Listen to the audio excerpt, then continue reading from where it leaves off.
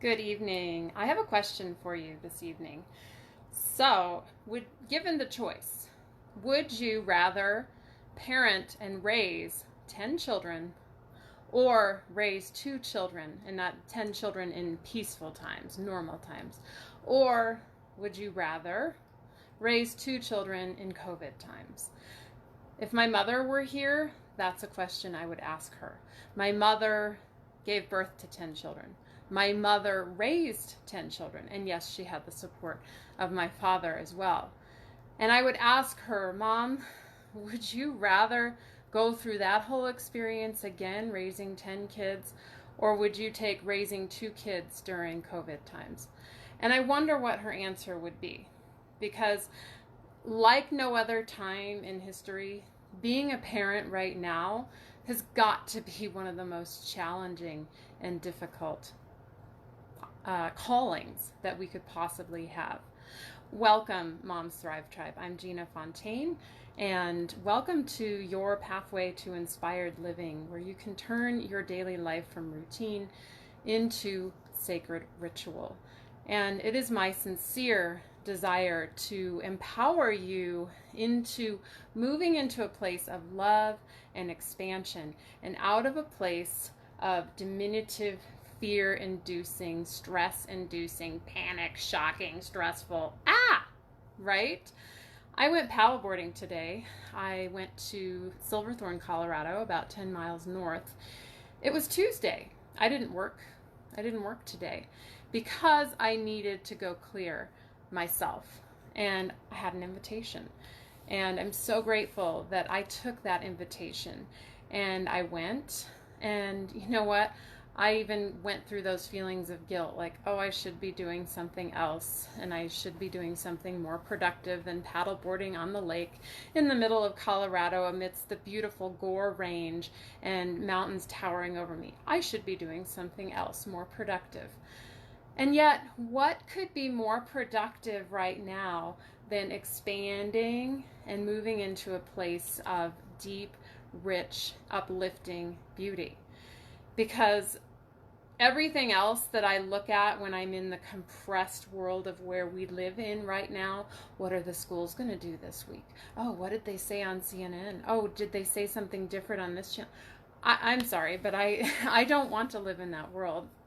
And so tonight's topic is parenting bravely in a culture of fear. And I invite you to just take a deep breath. Breathe deeply. And if you arrive and you're watching, please make a comment so I know who's here. And I also would ask, if you're watching the replay, pop a comment in. I'd love to see who's watching the replay. So as you take a deep breath in, just feel that there is space. And as you exhale, release stress. Your breath is the conscious pathway to being. And just let the breath expand you beyond all the thoughts, the concerns. Let the breath expand you beyond and away from, I didn't do enough. Let the breath expand you beyond fear. There's so many things that hold us back and strangle us into fear. Hi, Jenny. Okay, so there's the fear of losing your power, the fear of losing money, or you'll be lonely, or you might get a disease, or you might make the right choice. And so you can just breathe all that away right now. Because right now, everything is level. Everything is even. And any thoughts that you have that it's not aren't real anyways. And so just take one more deep breath in and let yourself get grounded into being here. Opening yourself to receive and listen and allow.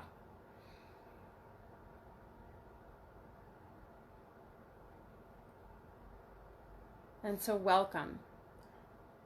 And so you can feel the shift that just happened. We took some deep breaths.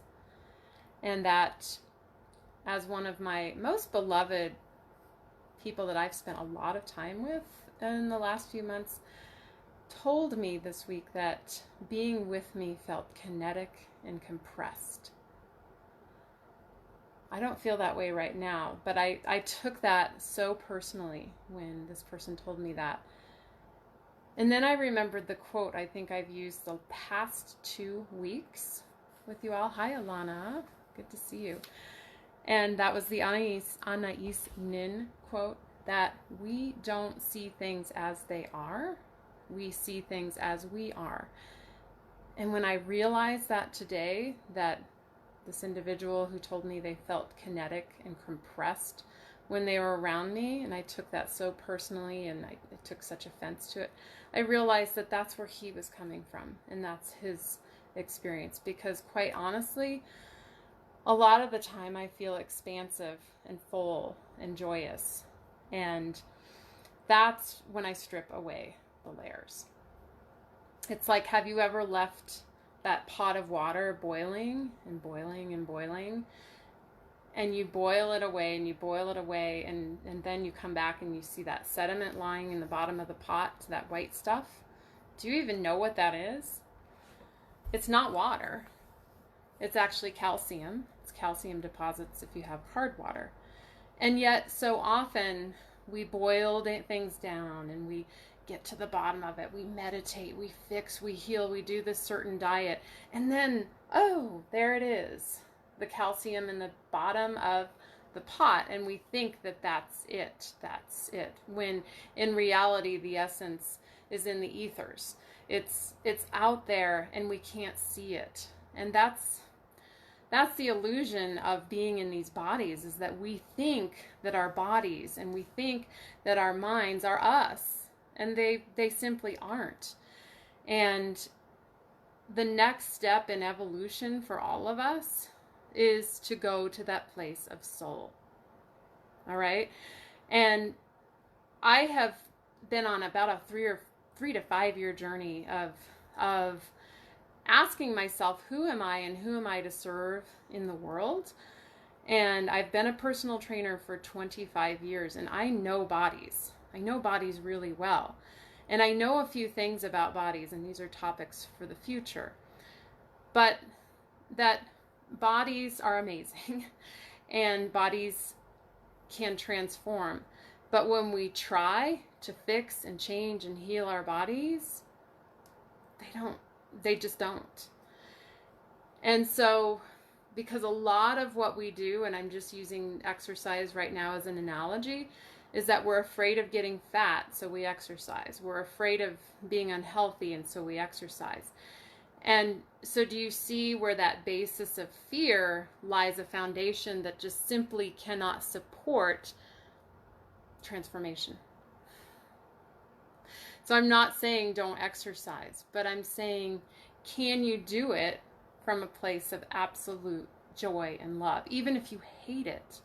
Like, you have to start by saying, I love that I hate exercise.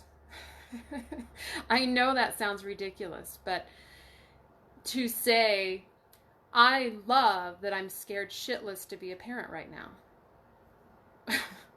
And to really love and embrace, and then reach out to someone and say, holy crap, I am scared shitless to be a mom right now. And I bet 20,000 more people will raise their hand and say, I feel that way too. Because it is a freaking scary time to be a parent. I opened tonight by asking you, would you rather raise 10 children in peaceful times like my mother did? Or would you rather raise 2 children in COVID times? And I'm going to actually, I'm going to call my mom after this, because she's a night owl. She stays up late. And I'm going to ask her that question. And I want to know what her answer might be. What would your answer be? And how can we do this parenting thing when nobody knows the right answers and everything is changing, seems like day by day? How do I know what I'm supposed to do and what the right decision is? And I've been spending a lot of time and reposting a lot of things from Panache Desai, who I highly recommend doing his Call to Calm meditations every single day. They're on YouTube. It's wonderful. He is so personal with each meditation that we do. But I'm also reading or listening to his book right now called You Are Enough. And I was writing furiously. I'm looking at all my little sticky notes. And he talks about whatever it is, whatever discomfort it is you're experiencing, fear. We're going to take fear tonight. And instead of like saying, oh, I have to put positive affirmations over that, and I am love, I am light, and I am courageous, and saying that is just like, it's not honoring the vibration of where you are. And that makes so much more sense to me. I gotta be honest, I never resonated with the law of attraction and all the woo, woo, woo, woo stuff. And I practiced it, I listened to the videos, but it just never it never stuck. And now I listen to these teachers like Matt Kahn and Panache Desai, and there's just this reality that we have to go into that fear. He tells a story about this golden Buddha in Thailand that was discovered. Well, for thousands of years, it was covered in clay. And these archaeologists saw this crack in the clay, and they started chipping away at it. And underneath that clay, there was a golden Buddha. Gold. And the reason he told that story was to demonstrate that when we go into that crack, that fear, that anger, that whatever it is, that anxiety that we're told we have to put medications in our body to cover up. But instead, what if we went into it with an explorer's mindset of, do you think an archaeologist is a little bit scared when they go into a cave for the first time? I bet they are. And to go into that and then make this grand discovery that underneath the core wounding there's like this depth of going there and saying, wow, I feel hurt here. I feel hurt in this wound. I want to read this quote. He says, enlightenment is the vibrational alignment of energy that unfolds as you shed your inauthenticity. And it's not always neat and pretty. And so the enlightenment piece is realizing that you aren't the fear, you aren't the anxiety, you aren't even the joy, you aren't even the body that you live in, you aren't the thoughts that you think, but there's something even deeper. And that is scary, to go through that process of peeling the layers. And I can't think of anything like parenting that peels away the layers of our being more. I mean, my kids have done more to expose my vulnerabilities, my weaknesses, than anyone I know. And I have cried countless tears. I have screamed countless obscenities. I have laid awake countless nights being a parent. And each of those tears and each of those sleepless nights, I found myself getting deeper and closer to the essence of who I am. And that is priceless. So I can say, thank you for the heartache. Thank you for the pain. Thank you for the discomfort that has gotten me to dig deeper, to get down closer to the authenticity that is me, Gina Bosler Fontaine. And that has not, it's been a good 3.5, 4-year process, maybe longer, that I've really dedicated myself to sticking to it and doing, and I'm not even going to say, because you hear so many people say, did you do your work? Like, are you doing your work? And I just don't like that when people say that, because we're all here doing our work. It's not like some people are awake and some people are asleep. We're all awake. And we all are just, like I said, or that quote that I said, that we don't see things as they are. We see things as we are. And thank goodness we don't see things all the same. And right now we have this opportunity to say, oh, he or she sees things that way, and I see things a different way. And that's okay. Isn't it great that we can like connect our energies and rise together? What I have a problem with is this culture of fear that is closing in on us and compressing us and pushing us down and not helping, but disabling our ability to operate from love. And so what we can do is, in every decision that we make, in every news feed that we read, we can go right here and maybe even pause and put your hands over your heart. And maybe you don't like what I'm saying, and then you don't have to stay and watch. And if it doesn't feel good in here, if it doesn't feel good in your body, don't just negate it right off the bat, but just maybe ask, with curiosity, what is that?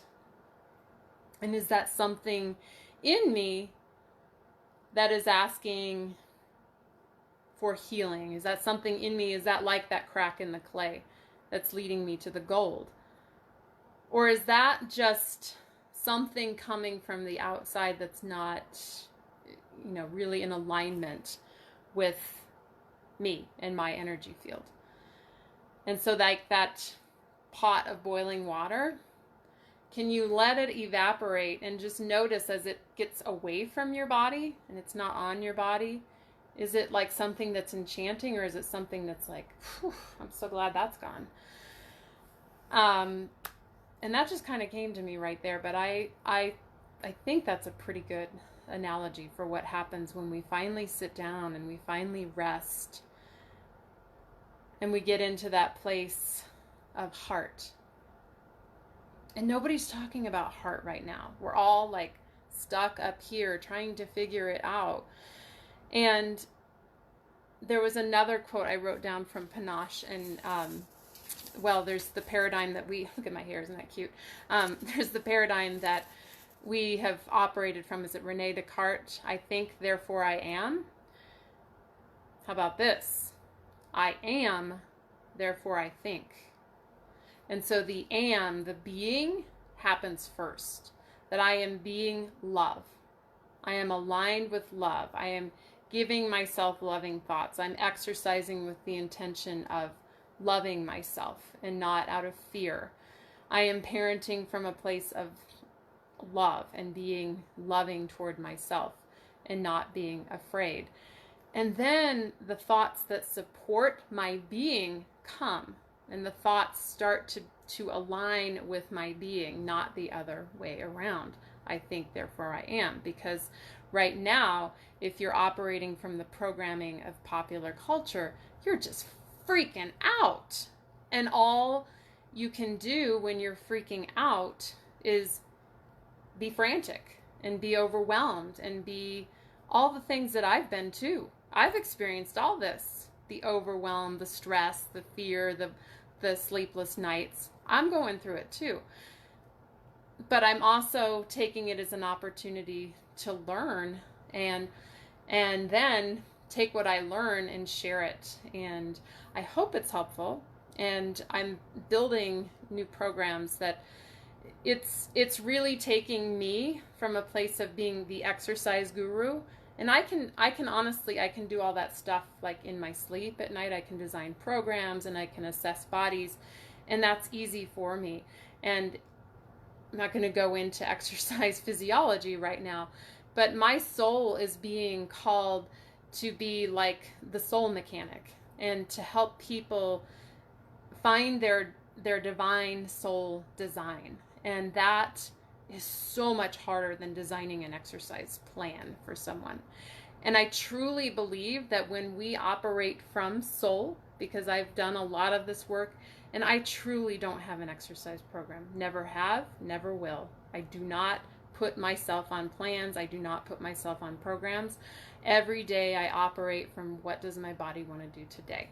And there is never, ever, ever a routine that this is what Gina has to do because it's Monday. I said I do Red Rocks every Monday and Wednesday, but I haven't been because you know, you can go run the stairs on Monday. So you have to honor yourself and operate from that place of I am, therefore I think, and choosing who I am. And some days you're going to wake up and you're going to feel the fear and you're going to feel the anxiety. And you're going to remember that there was that crack and there was the gold inside that crack. And you're going to decide that instead of making yourself wrong for feeling unworthy, instead of making yourself wrong for feeling afraid, you're going to say, wow, I'm going to claim this and step into this and be in this and feel it. And it's super not easy. And that's why I'm forming Tribe. And I'm forming a place where women can connect and be honest and truthful and real and authentic, because it sucks being a parent right now. It just does. And we can either deny it and say, oh, but it's beautiful and there's like, it's so wonderful. Like we can put candy over it, or we can just say, yeah, it kind of sucks. And there are some cool things happening. People are coming together and doing these little homeschool pods, and different creative things are going to come out of this. And I think it's also important for us all to be authentic. And I'm just the first to say, I am not a homeschool mom. Never will be, never wanted to be, don't want to do it. And it sounds cool, but in practice, I would freaking lose my mind. I will invite kids into my backyard to do exercise and play, and I'll take a break with them during the day. But I'm not a homeschool mom. And so it's going to your own heart and feeling like, what is it that I'm being called to do right now? Because we are all, I mean, when in the history of humanity has everyone been going through pretty much the same experience? And we are all in this like turbo boost rocket ship to soul enlightenment. And it's so exciting and it's so thrilling. And we can either step into the culture of fear and constrict and feel afraid and hunker down and wait for the next thing or the next remedy, or we can open up, expand, and receive this magical time as an opportunity to connect with the divine and receive our soul's calling and activate. And I am so excited to start that process of soul activation with all of you, with the 21 practices to inspire. And I did say inspire your life, but to inspire courage, because that's what's needed right now is courage. We all have to be courageous. And courage, remember the lion in Wizard of Oz, it's your heart. Courage comes from the heart, and learning to live with heart, it takes time, and it doesn't come so naturally. So 21 practices to inspire courage, beginning August 17th. And it's just 2 days before my mom's birthday. She's going to be 85, and she's pretty amazing. So I'll have to bring her on next week. Maybe I'll see if I can do StreamYard with her, and you all can meet her, and I'll let you know what her answer was, whether she'd rather raise 10 kids in peaceful times or 2 kids in COVID times. And I wish you all a wonderful August 4th, I think it is, and I've looked up, the full moon rises at 9:15, and Jenny and I watched it last night. It was quite amazing, but it's an almost full moon. It's a 97% moon, so go out and enjoy some nature and some air, and have a wonderful evening, everyone. Namaste.